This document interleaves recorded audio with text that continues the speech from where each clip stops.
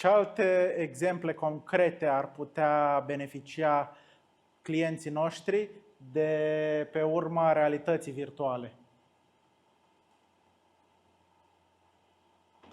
Realitatea virtuală, VR, oferă o gamă largă de aplicații care pot aduce beneficii concrete clienților în diverse industrii. Iată câteva exemplele practice și detaliate.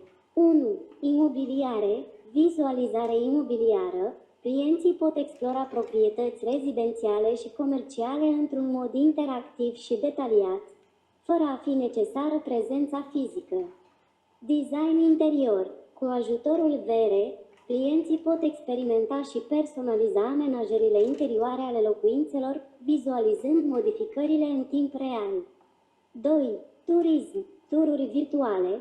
Agențiile de turism pot oferi tururi virtuale ale destinațiilor, hotelurilor și atracțiilor turistice, ajutând clienții să ia decizii informate.